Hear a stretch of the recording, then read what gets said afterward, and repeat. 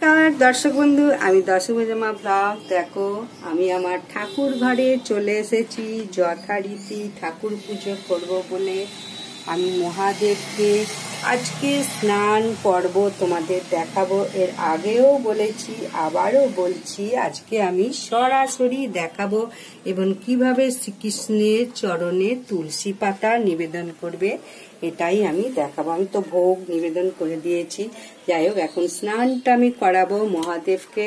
হর হর মহাদেব দেখে নাও, হর হর মহাদেবকে। যাই হোক এখন মহাদেবকে প্রত্যেকের প্রথমেই জানা দরকার যে কোন ঠাকুর কোন ফুল দিয়ে পুজো করলে তুষ্ট হবেন, কোন সেবা দিলে তিনি তুষ্ট হবেন এবং কোন বস্ত্র পরলে যে দেবতাকে পুজো করছো সেই দেবতা কোন বস্ত্র পরিধান করলে সন্তুষ্ট হবেন সেটা সকলের প্রথমে আগে জানা দরকার। এগুলো হচ্ছে প্রাথমিক জিনিস।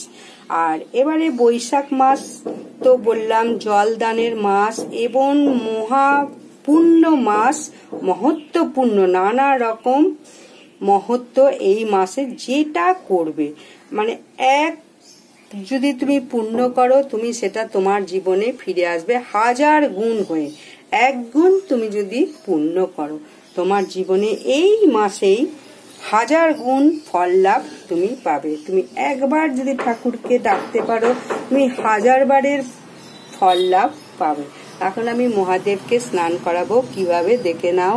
এটা হচ্ছে সর্পদেবতা আমার বৌমা রাজলক্ষ্মী পুড়িয়ে পেয়েছে ইছামতি নদীর ধারে এই মহাদেবটা, এই শিলাটা আর এই সর্পটা। যাই হোক প্রথমেই কি করে অভিষেক করাবে সেটা আগে সবাইকে জানা দরকার। অভিষেকে প্রথম হচ্ছে ঘি সুন্দর করে লাগাবে, খুব সুন্দর করে মহাদেবকে ঘি লাগিয়ে নেবে, তাহলে তেল তেল হবে। কিন্তু এইটা যদি সবার শেষে এই ঘিটা লাগাও তাহলে কিন্তু মানে কেমন তেলচিটে ভাব থাকবে, যে কোনো ভাবে নোংরা ধরে নেবে, পরিষ্কার পরিচ্ছন্ন লাগবে না তোমার মহাদেবকে। সেই কারণে প্রথমে দেবে ঘি, তারপর দেখো দেবে শর্করা দিয়ে সুন্দর করে ভালো করে ঘষে নিলে তোমার মহাদেব খুব সুন্দরভাবে পরিষ্কার হয়ে যাবে। এইভাবে হাতের কাছে রেখে মানে হাতের তলায় আর একটা হাত রেখে মহাদেবকে অবশ্যই অভিষেক করাবে। ওই রকম জলের মধ্যে সব রকম দিয়ে অভিষেক করলে এটা কিন্তু ঠিক হলো না। এরপরে দেব দই, টক দই অবশ্যই সুন্দর করে দাও। দেখো একদম তোমার মহাদেব গ্লেজ দেবে, চকচকে হবে। আজকাল তো সব পাথরও বোঝা যায় না, যাই 2 নম্বর সব জিনিস দেয়। যাই হোক যখন কিনবে সুন্দর দেখে পাথর দিচ্ছে কিনা দেখে কিনবে। আর অবশ্যই দেখো একটা পাত্রে বসাবে মহাদেবকে, সে পাথর বাটি হোক তাম্রের বাটি হোক যে কোনো বাটিতে সুন্দর করে বসিয়ে সুন্দর করে ভালো করে পরিষ্কার করে প্রতি সপ্তাহে বিশেষ করে তো করবেই। বৈশাখ মাসে 5টি সোমবার পড়েছে, হয়তো আমি ঠিক এখনো দেখিনি। 5টি সোমবারই এইরকম অভিষেক করিয়ে সুন্দর করে স্নান পর্ব সারবে, অভিষেক করবে। এরপর আমি দেখো দুধ নিয়েছি, দুধটা কিন্তু প্যাকেটের হলেও কোনো ক্ষতি নেই, গরুর দুধ হলে বেশি ভালো হয়। প্যাকেটের হলেও কিছুতে ঢেলে নিয়ে একটা গ্লাস এই পিতলের ইয়েতে ঢেলে নিয়ে ঘটিতে ঢেলে নিয়ে তারপরে অভিষেক করাবে। কিন্তু তামার পাত্র যেন কোনো মতেই না হয়, তামার পাত্র হলে খুবই খারাপ, মহাদেব একদম পছন্দ করে না। ওং নমঃ শিবায় নমঃ নমঃ শিবায় নমঃ নমঃ। শিল শিল শিলে টান শিল জরে ঝরে স্বর্গতে ভোলা বলেন গৌরী ওরা কি ব্রত করে নরে আস পরে পাস নরসিংহাসন মহেশ্বরে কোলে করে গৌরী আরাধন। এইভাবে মহাদেবের মাথায় যখন অভিষেক করাবে এই মন্ত্রটা অবশ্যই বলবে। দেখো সমস্ত হয়ে গেল, দুধ দিয়ে দিলাম, দই দিয়ে দিলাম, আর একদম তেল তেলে ভাবটা থাকবে না। সবার শেষে একটু মধু দিয়ে দেবে। দেখো এই মধুটা দিয়ে দিলে আরো দারুণ চকচকে হবে। সবার শেষে মধু দিয়ে দেবে। মধু দিয়ে তারপরে শুদ্ধ গঙ্গার জল দেবে। এবার গঙ্গার জল যাদের না থাকবে তারা অবশ্যই শুদ্ধ জল ঢালবে।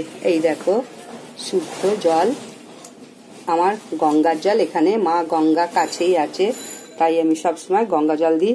গঙ্গা জল ঢালার সময় মন্ত্রটা বলবে, শিল শিল শিলে টান শিলে জোরে ঝাড়ে স্বর্গতে বলা বলেন গৌরী ওরা নরে আস পরে পাশ নর সিংহাসন মহেশ্বরে কোলে করে গৌরী আরাধন শিল শিল শিলে টান শিলে জোরে ঝাড়ে স্বর্গতে বলা বলেন গৌরী ওরা নরে আস পরে পাশ নর সিংহাসন মহেশ্বরে কোলে করে গৌরী আরাধন। অভিষেক সমাপন হয়ে গেল। এইবার একটা সুন্দর কাপড় দিয়ে ভালো করে মহাদেবকে মুছে নিতে হবে। সুন্দর করে অগরু চন্দন, সাদা চন্দন দিয়ে জিনিস মহাদেবকে, আমার তো দুটো মহাদেব আছে, একটা নারায়ণশিলা আছে, দেখে নাও। সুন্দর করে মুছে দেওয়া হলো। এইবার এই যে আমি একটা বেলপাতা এতে প্রতিদিন যখন মহাদেবকে স্নান করাই 3 পত্রের বেলপাতা দিই। এই বেলপাতাটা এইভাবে আমার স্মৃতির সিঁদুরের মতো বোটাটা নিচের দিকে আর 3টে পাতা এইভাবে রেখে আমার গৃহে সুখ শান্তি বজায় রেখে সুস্থ রেখে স্বামীকে চির অক্ষয় করো আমার সিঁদুর। এইভাবে মহাদেবের চরণামৃত জল ঠিক স্মৃতির সিঁদুরের কাছে এইভাবে বলবে, স্বামীকে সুস্থ রেখে পরিবারকে সুস্থ রেখে আমার স্মৃতির সিঁদুর অক্ষয় রেখো। ঠিক বেলপাতাটা এইভাবে সিঁদুরের ওপরে রেখে এরকম করে বলবে। তারপরে চরণামৃতটা এইভাবে 3টে আঙুলে নেবে, 3টে আঙুলে নিয়ে ত্রিনেত্রতে দেবে। আবারও একই মন্ত্র, সকলকে সুস্থ রেখে মাথার সিঁদুর অক্ষয় রেখো, হর হর মহাদেব সকলকে সুস্থ রেখে স্মৃতির সিঁদুর অক্ষয় রেখো, হর হর মহাদেব সকলকে সুস্থ রেখে স্মৃতির সিঁদুর অক্ষয় রেখো। কিন্তু কখনো চরণামৃতটা আর মুখে দেবে না। এইভাবে দেখো চরণামৃতটা অন্য কোনো জায়গায় ফেলবে না, একটা পাত্রে ফেলবে। এইটা আবার গাছে দিয়ে দেবে। সুন্দর করে থালাটাকে ধুয়ে আনবে। থালাটাকে ধুয়ে আনার পরে আবার কিভাবে দেখো বসাবে মহাদেবকে।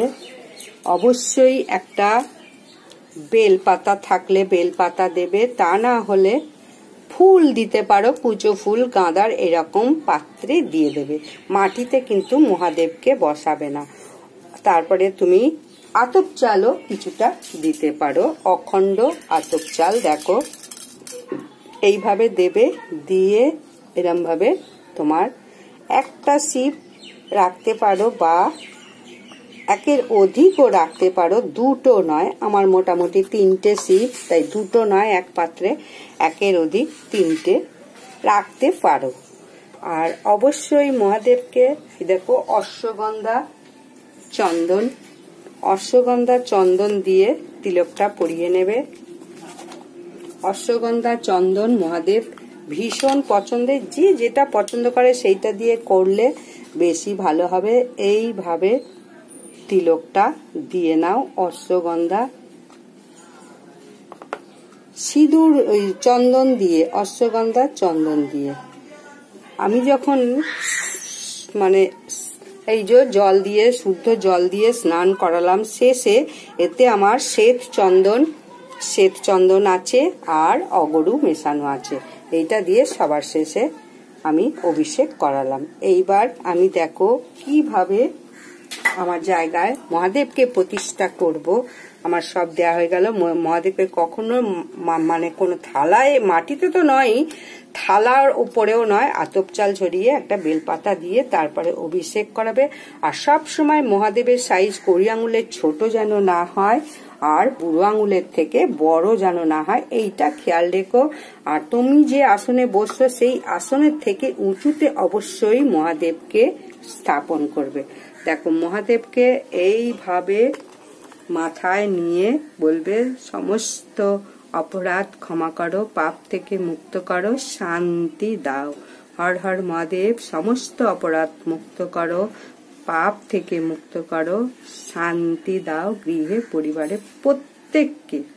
এইভাবে তুমি মহাদেবকে দুহাতে মাথায় করে নিয়ে তারপরে দেখো ঠিক জায়গায় বসিয়ে দেবে। এইভাবে আমার মহাদেবের স্নান হয়ে গেল। এখন আমি আবার আজকে সোমবার আমি মন্দিরে যাই, তাই আমার যত সামান্য যা যা আছে, মিষ্টি নিয়েছি, ফল নিয়েছি, ওগুলো আছে নিচে নেব। অবশ্যই একটা মোয়া ফল হরিতকি দেবে। আর মহাদেব কি পছন্দ করে, যে ঠাকুর যে ফুলে তুষ্ট সেই ফুল দিয়ে পুজো করলে তবেই তুমি পুণ্যতা অর্জন করতে পারবে। তা না হলে কি হবে, এইটাকে নিজের দিয়েই ভাবো, তুমি যে জিনিসটা পছন্দ করো না সেই জিনিসটা যদি তোমাকে দেওয়া হয় তোমার কি ভালো লাগবে? কখনোই ভালো লাগবে না। তুমি তুষ্টও হবে না, রাগারাগি করবে, উল্টে তোমার ক্ষতি হবে। যে জিনিসটা যে পছন্দ করে সেটাই সবসময় দেয়া শ্রেয়। তাই এইভাবে পুজো করতে থাকলে দেখো আমার 28টা বেলপাতা আমি জোগাড় করে নিয়েছি, সমস্তটা বোটা কেটে নিয়েছি। যেহেতু আমার গাছের বেলপাতা আমি 28টা দিচ্ছি, তোমরা 1টিও দিতে পারো, 3টিও দিতে পারো, যার যেমন সাধ্য সেই সেরকমই দেবে। আর জবা ফুলগুলো নিয়েছি দেখো গৌরীয় পীঠে, এইটা হচ্ছে মহাদেবের গৌরীয় পীঠ। এই জায়গাটায় অবশ্যই ওই জবা ফুল দিতে পারো। আর সবসময় দেখো মহাদেবকে উত্তর দিকে মুখ করে রাখতে হবে। মহাদেব তোমাদের যেদিকে উত্তর দিক, এই দিকটা গৌরীয় পীঠটা যেন অবশ্যই উত্তর দিকে হয়। আর দেখো শঙ্খটা অনেকেই বলছে শঙ্খটা কোন দিকে মুখ করে রাখবো। দেখো শঙ্খর এই সরু অংশটা সব সময় দেখো ঠাকুরের দিকে, সরু অংশটাকে ঠাকুরের দিকে রাখতে হবে, এটাই সব সময় বলবো। আমি দেখো দুটো শঙ্খকেও পূজা দিয়ে নিয়েছি, জল দিয়ে অবশ্যই পূজা দেবে, ধূপ দীপ সবাইকেই ফুল দিয়ে পূজা দিতে হয়। তাহলে মহাদেব কোন ফল পছন্দ করে সেটা আবারও বলে দেবো। মহাদেব সবসময় ধূত্র, আকন্দ, এই দেখো আকন্দও নিয়ে এসেছি, আমারই গাছের আকন্দ, নীলকণ্ঠ, আর নীলকণ্ঠর মতো এক জাতীয় জিনিস এটাও পছন্দ করে। আর সাদা ফুল তো সব ঠাকুরই পছন্দ করে। যাই হোক, পদ্ম, এই পছন্দের জিনিস দিতে পারলে খুবই ভালো হয়। আর বেলপাতাও দিতে পারো। বেলপাতা দিতে পারো না, বেলপাতা অবশ্যই দেবে। বেলপাতা না দিলে কিন্তু মহাদেবের পুজো মহাদেবের পুজো ঠিক সমর্পণ হলো না, বা মহাদেব সন্তুষ্ট হলেন না, যেটাকে বলা হয় বেলপাতা দিলেই মহাদেব অসন্তুষ্ট। আর গঙ্গার জল যাই দাও, সেই শুদ্ধ জল দিলেও হবে। এবার আমি আর একটা জিনিস দেখাবো। দেখো কিভাবে পরিবারের সমস্ত বাস্তুদোষ, পিতৃদোষ, নবগ্রহের দোষ কেটে যাবে তুমি নিজেকে এই শ্রীকৃষ্ণের পায়ে সমর্পণ করো। তাহলে তোমার সমস্ত রকম ফাঁড়া কেটে যাবে, সমস্ত শান্তি গৃহে আসবে, ইতিবাচক শান্তি তোমার গৃহে আসবে। এই দেখো প্রত্যেকের নামে নামে এইভাবে চন্দন লাগিয়ে প্রত্যেকের নামে নামে তোমার পরিবারে যজন আছে প্রত্যেককে শ্রীকৃষ্ণের পায়ে সমর্পণ করে দাও। এতে সচন্দন গন্ধপুষ্প তুলসী পত্র শ্রীকৃষ্ণ নারায়ণ অরুণ কুমার জানা সান্ডিল্য গোত্র বিঘ্ন নাশ করো, শান্তি দাও, অশান্তি দূর করো। এইভাবে পরিবারে যজন আছে প্রত্যেকটা একটা করে তুলসী পাতা নিয়ে সমর্পণ করো শ্রীকৃষ্ণের কাছে। ঠিক পায়ে দেবে, বুকে নয়। এতে সচন্দন তুলসী পত্র শ্রীকৃষ্ণ গোবিন্দ নারায়ণ সান্ত্বনা জানা সান্ডিল্য গোত্র তোমার চরণে স্থায়ী দিও, বিঘ্ন নাশ করো, শান্তি দাও, অশান্তি দূর করো। এতে সচন্দন গন্ধপুষ্প ভুল্ল পাত্রাঞ্জলি তুলসী পত্র শ্রীকৃষ্ণ গোবিন্দ নারায়ণ অভিষেক কুমার জানা সান্ডিল্য গোত্র চরণে ঠাঁই দিও এবং সমস্ত পাপ মুক্ত করে শান্তি দাও। এতে সচন্দন গন্ধপুষ্প তুলসী পত্র শ্রীকৃষ্ণ গোবিন্দ নারায়ণ তোমার চরণে সুমিত্রা জনকে ঠাঁই দিও এবং সমস্ত পাপ মুক্ত করে শান্তি দাও। এতে সচন্দন গন্ধপুষ্প বিল্ল পত্রাঞ্জলি শ্রীকৃষ্ণ গোবিন্দ নারায়ণ অঙ্কিতা মণ্ডল মধুকুল্ল গোত্র তোমার চরণে ঠাঁই দিয়ে সমস্ত পাপ মুক্ত করে শান্তি দিও। দেখো তুলসীর বোঁটাটা নিচের দিকে আর পাতাটা ওপরের দিকে, কিন্তু ঠিক পায়ে দেবে। এইভাবে তুলসী পত্র অর্পণ করে নিজেকে শ্রীকৃষ্ণের পায়ে অর্পণ করবে।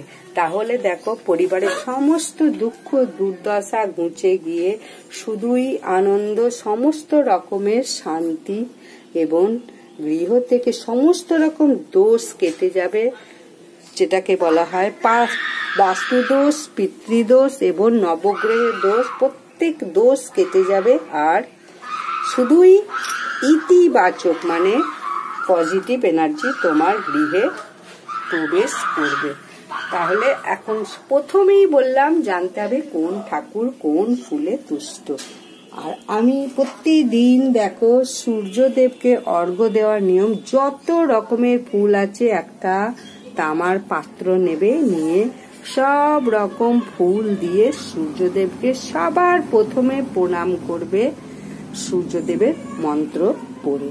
এরপর আমি তোমাদের একটু অষ্টতর শতনাম মহাদেবের অবশ্যই পড়বে পুজো পাঠ করার পর, সোমবারে পুজো পাঠ করার পর মহাদেব অষ্টতর শতনাম পড়লে ভীষণ খুশি হন এবং সমস্ত মনোবাঞ্ছা, মনের কামনা, মনের ইচ্ছা পূরণ করে।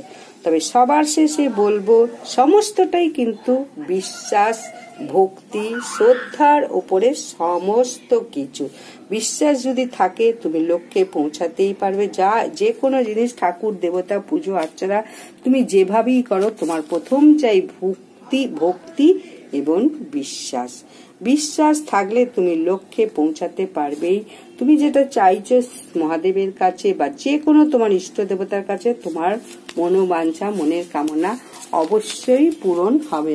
যখন অষ্টতর শতনামটা পড়বে তখন হাতে অবশ্যই ফুলটা নেবে, নিয়ে অষ্টতর শতনাম পড়বে। তাহলে লাল বসন, সাদা লাল এরকম মেশানো বস্ত্র পরে পূজা দেবে। যে ঠাকুর যে ফুলে তুষ্ট সেই ফুল দিয়ে পূজা দাও। যে ঠাকুর যে ফুল বা ফল, দেখো আমি বলেই দিয়েছি একটা মহা ফল হরিতকি অবশ্যই দেবে। বাতাসা, নকুলদানা ভীষণই পছন্দ। এরপর সন্দেশ, মিষ্টি যা দিতে পারো ভালো। আর একটা ঘিয়ের প্রদীপ অবশ্যই জেলে দিয়ে আসবে কর্পূর সহযোগে। আর এই 5টা সোমবার পঞ্চশস্য মহাদেবের মাথায় দিয়ে দেবে। দেখো আমি পঞ্চশস্যও নিয়ে নিয়েছি, মহাদেবের মাথায় দেবো। তোমার সমস্ত রকম মনোবাঞ্ছা, মনের ইচ্ছা, মনস্কামনা পূর্ণ করবে। তাহলে আমি দেখো মহাদেবকে জল ঢালার মন্ত্র। শিল শিল শিলে টান, শিল জোরে ঝরে, স্বর্গতে ভোলা বলেন গৌরী ওরা কি হতে করে। নরে আস পরে পাশ নরসিংহাসন, মহেশ্বরে কোলে করে গৌরী আরাধন। শিল শিল শিল শিলে টান, শিল জোরে ঝরে, স্বর্গতে ভোলা বলেন গৌরী ওরা কি নরে আস পরে পাশ নরসিংহাসন, মহেশ্বরে কোলে করে গৌরী আরাধন। শিল শিল শিলে টান, শিল জোরে ঝরে, স্বর্গতে ভোলা বলেন গৌরী ওরা কি নরে আস পরে পাশ নরসিংহাসন, মহেশ্বরে কোলে করে গৌরী আরাধন। এইভাবে সর্বশেষ জল, আতপ চাল, অর্ঘ্য সমস্ত কিছু নিয়ে তৎ অর্ঘ্যং দেবাদিদেব মহাদেব ভো নমো। এতৎ অর্ঘ্যং দেবাদিদেব মহাদেব ভো নমো। এতৎ অর্ঘ্যং দেবাদিদেব মহাদেব ভো নমো। এইভাবে আতপ চাল দিয়ে নিবেদন করে ওং নমঃ শিবায় করে হাত জোড় করে 11 বার প্রণাম মন্ত্র করবে এবং মহাদেবের অষ্টতর শতনামটা অবশ্যই পড়বে। এই আজকে হচ্ছে মহাদেবের বৈশাখ মাসের 2য় সপ্তাহ, মহাদেবকে জল ঢালা। তাই অবশ্যই জলটা তোমরা ঢেলে এসো, যেভাবেই পারো, যা উপাচার জোগাড় করতে পেরেছো সেই উপাচার নিয়ে। তাহলে আমার পুজো পাঠ শেষ। শঙ্করদেবীকেও পুজো করে নিয়েছি, ধূপদীপকেও পুজো করে নিয়েছি। দেখো শ্রীকৃষ্ণের কাছে আমাদের পরিবারের সকলকে সমর্পণ করে দিয়েছি। আর যে ঠাকুর যে ফুলে তুষ্ট সেই ফুল দিয়েই পুজো করেছি। দেখো মা তারা ভীষণ পছন্দ করেন জবা। এই জবা না দিয়ে অন্য কিছু দিলে ভীষণ খুশি হন না। আবার সরস্বতী দেবীকে যদি জবা দিয়ে পুজো করো ভীষণ রুষ্ট হয়ে যাবেন। যে ফলের আশায় পুজো করছো সে ফলটা তো পাবেই না, উল্টে মানে খারাপ ফল মিলবে। তাই অবশ্যই যে ঠাকুর যে ফুলে তুষ্ট সেইটা জেনেই পুজোটা দাও, পুজো পাঠ করো। এবং 24 ঘন্টা ডাকো আর না ডাকো, বসে বসে পূজা অর্চনা করো আর না করো, সকাল সন্ধে অবশ্যই ঠাকুরের নাম গুণকীর্তন করো। সর্বশেষ তোমাদের দেখিয়ে দিই এবারে বৈশাখ দিয়ে অর্চনা করো। দেখো এটা হচ্ছে পইতে ধূপ দুটো যখনই জ্বালাবে, দুটো ধূপ জ্বালাবে। একটা জ্বালাতে নেই, দুইয়ের অধিক জ্বালাও, কিন্তু একটা জ্বালাতে নেই। ঘিয়ের প্রদীপ অবশ্যই নেবে, একটা মহাফল হরিতকি নেবে। আর ওখানে দূর্বা দিয়ে আমি ওই যে নতুন বস্ত্র দিয়ে গণেশকে প্রথমে পূজা করব, গণেশ বন্দনা করব। আর এইটা হচ্ছে অশ্বগন্ধার চন্দন। এই চন্দনটা খুব সুন্দর, মহাদেব পছন্দ করে। যেগুলো পছন্দের জিনিস সেগুলো দিলেই ভালো হয়। এবার অবশ্যই তোমার সাধ্য অনুযায়ী, আমি আমার সাধ্য অনুযায়ী মিষ্টি সংগ্রহ করেছি। বাতাসা, খেজুর, নকুলদানা, আবার আমন্ড, বাদাম আছে, এইসব আছে। আর 5 রকম ফল জোগাড় করতে পেরেছি। এই দিয়ে আকন্দ ফুল আর বেলপাতা অবশ্যই চাই। এই পুজোয়, মহাদেবের পুজোয় আকন্দ ফুল বেলপাতা হলেই সন্তুষ্ট, বাকি যা পারো করো। ডাব, বেল, কলা ভীষণই পছন্দের ফল, তবে অবশ্যই সাধ্য মতো সমস্ত কিছু করবে। সাধ্যের বাইরে কেউ যেও না। দেখো এখানে আছে সিদ্ধি আছে, আতপ চাল আছে, সিদ্ধি, আতপ চাল, পঞ্চশস্য সব রকম দিয়ে আমি আজকে মহাদেবকে স্নান করিয়ে দই, শর্করা, মধু, ঘি সমস্ত কিছু দিয়ে আবার স্নান করিয়ে দুধ তো নিয়েইছি। স্নান করিয়ে আমি আবার মন্দিরে যাব, পুজো করব। গৃহের পুজোটা তো দেখালাম, মন্দিরেরটা আর দেখাচ্ছি না। মোটামুটি কি কি নিয়ে আমি যাচ্ছি সেটাই দেখিয়ে দিলাম। কিন্তু বৈশাখ মাস বারবার বলবো, ডিসকাউন্টের মাস, ছাড়ের মাস। এবার কেন প্রতি বছর বৈশাখ মাস মানে শ্রীকৃষ্ণ ভগবান মহাদেব ভীষণভাবে ছাড় দেয়। যা করবে তার 1000 গুণ ফল লাভ তুমি পাবে। এইটা কিন্তু সবসময় মাথায় রেখে যতটা পারো পূজা অর্চনা পাঠ করো। ব্রহ্ম মুহূর্তে উঠে স্নান সেরে মনের বিশ্বাস, ভক্তি, শ্রদ্ধা রেখে শুদ্ধ বস্ত্রে অবশ্যই করো। মহাদেবের পূজায় লাল পাড় সাদা শাড়ি পরে করতে পারলে ভীষণ খুশি হন উনি। ওনাকে খুশি করলেই তোমাকেও বরদান দেবে, ভালো রাখবে, শান্তিতে রাখবে। গৃহে সমস্ত রকম সুখ শান্তি বজায় থাকবে। যত রকমের নেগেটিভ এনার্জি, অশান্তি দূরে চলে যাবে। মহাদেবকে এই বৈশাখ মাসে একটু তুষ্ট করো। পারলে বাবার ধাম তারকেশ্বরে চলে যেতে পারো যে পারবে। আমি এখন আজকের মতো বিদায়। আমি এখন বাকি দেবতাদের পুজো করে নেব। পুজো করতে তো আমার 2 ঘন্টা সময় লেগে যায়, কারণ সমস্ত কিছু নিয়ম কানুন মেনেই করতে হয়। যতটুকুই করো নিয়ম মেনে করো। একটা ছোট্ট গল্প আছে, নারায়ণ তো সব সময়, নারায়ণের কাছে সব সময় নারদ মুনি এসে নারায়ণ নারায়ণ নারায়ণ করে, কিন্তু সে সেই অনুযায়ী কি ফল পায় না। একদিন সেই প্রশ্নই করেছে শ্রীকৃষ্ণকে নারদ মুনি, আমি তো তোমাকে সব সময় নারায়ণ নারায়ণ করি, আমি তো সেরকম ভাবে ফল পাই না। ওই একটা চাষি, সে 1-2বার মতো তোমাকে স্মরণ করে সকাল এবং সন্ধে, তাহলে সে কেন অত পুণ্য লাভ করছে? তখন বলছে, তাহলে সেটা তোমাকে আমি জানাই। শ্রীকৃষ্ণ নারায়ণ বলছে, তোমাকে আজকে তার পরীক্ষা দিতে হবে। দিয়ে 1 বাটি তেল দিয়েছে, সর্ষের তেল, একদম ভর্তি ভর্তি কানায় কানায়। সেই তেলটা দিয়ে নারদকে বলেছে, নারদমুনিকে বলেছে তুমি এই 4টে দিক আজকে সারাদিন ঘোরো। ঠিক কথা মতো সেই তেল দিয়ে মানে সারাদিন সে নারদমুনি ঘুরেছে, পরিক্রমা করেছে। করার পর ঠিক যথাসময়ে এসে শ্রীকৃষ্ণের সামনে হাজির, এবং শ্রীকৃষ্ণ বলে দিয়েছিল তেল যেন এক ফোঁটাও না পড়ে। তখন সেইভাবে ঘুরে শ্রীকৃষ্ণর কাছে যখন এসেছে, সেই সময় তখন নারদমুনি এসে জিজ্ঞাসা করছে, আমি তো এই তো পুরো যেমন বলেছিলে তেমনই করেছি, এক ফোঁটা তেলও ফেলিনি। কিন্তু তখন শ্রীকৃষ্ণ বলছে সবটাই তো ঠিক, দেখলাম তেলও পড়েনি, সারাদিন ঘুরলে, কিন্তু তুমি ওই সময় একবারও কি আমার নাম নিয়েছিলে? তার লক্ষ্য ছিল শুধু ওই তেলটার দিকে যাতে না পড়ে, সে একবারও কিন্তু নারায়ণের নাম নেয়নি। সে তখন কি করলো, তখন শ্রীকৃষ্ণ বলল দেখো ওই চাষি সকাল এবং সন্ধ্যা মানে ঠিক আমার নাম স্তব করে জপ করে তবেই সে কাজে বেরোয়, আবার কাজ থেকে ফিরে এসে আমার নাম নেয়, কিন্তু সে কর্ম করছে এবং আমার নামও করছে। তাই এই কথাটাই আমি বলতে চাই যে কর্মের মাধ্যমেও ঠাকুরকে পাওয়া যায়, তার মধ্যেও একটু হলেও ঠাকুরকে ডাকো, সে যখনই হোক তার মধ্যে যেন শ্রদ্ধা ভক্তি এবং বিশ্বাসটুকু থাকে, এটাই বলবো। তাহলে আজকের মতো এখানে ভিডিওটা শেষ। তোমরা কিন্তু অবশ্যই বললাম অষ্টতর শতনামটা পড়বে, মহাদেব ভীষণ পছন্দ করেন।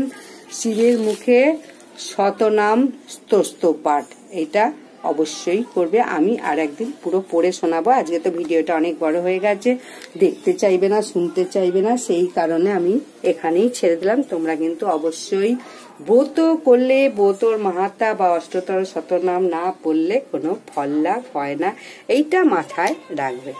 তাহলে নমস্কার, বিদায়। যদি ভালো লাগে, কিছু জানার ইচ্ছা হয় অবশ্যই জানো, এবং পারলে কিছু জানাও। সবসময় বলবো জানারও শেষ নেই, মানে শেখারও শেষ নেই।